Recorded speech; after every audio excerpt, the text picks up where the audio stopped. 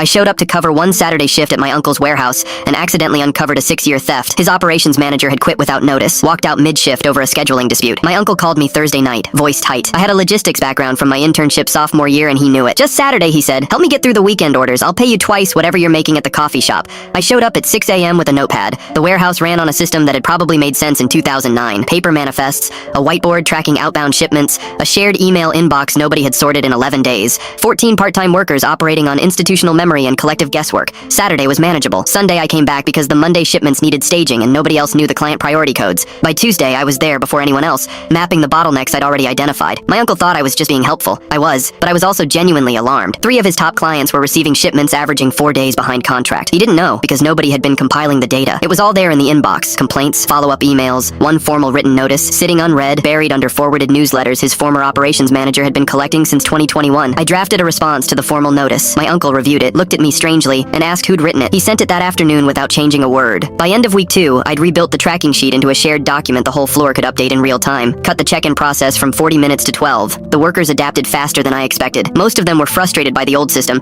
and just hadn't had anyone willing to change it. The difficult part came in week 3, a $60,000 inventory discrepancy. Product logged as shipped that hadn't moved. Some of it was data entry error, some of it wasn't. I sat with the numbers for 2 full days before bringing it to my uncle. That conversation was the hardest thing I've done professionally. He'd trusted his former manager for 6 years. The man had been at his wedding. I laid the documentation on his desk and watched my uncle's face move through about 7 emotions in 4 minutes. He didn't speak for a long time. Then he asked if I was sure. I showed him how I'd verified it 3 separate ways. He nodded slowly and said he needed to make some calls. I went back to the floor, genuinely unsure whether I'd still have a job by Friday. He called me into his office the next morning and thanked me, quietly, without many words, the way men in his generation thank people when they're trying not to show how much something cost them. He'd already contacted his attorney. By week 4, the workers had started coming to me with process questions without being directed to. One of the senior guys, 8 years with the company, pulled me aside one afternoon and said the last operations manager had never walked the floor once. He said it simply, like a fact, not a compliment, but I understood what he meant. I hadn't thought of it as strategy. I was just trying to understand how things actually moved. My uncle made it official in month 2. Operations manager. Full salary, benefits, a business card I haven't ordered yet because it still feels temporary. I'm 24 years old. I came in to cover a Saturday. The detail I keep returning to is the formal complaint letter. 3 careful paragraphs from a client who'd been patient for months before finally putting it in writing. It sat in that inbox for 9 days before I found it. Nobody was ignoring it on purpose. That's the part that stayed with me. The whole system had learned to function around the broken parts until someone from outside couldn't stop noticing them. I still arrived before anyone else. Walk the floor once before the first shift clocks in. Check the overnight email. Make coffee. I never went back to the coffee shop. My manager there texted after 2 weeks asking if I was alright. I told her I was. I just accidentally got a career on a Saturday.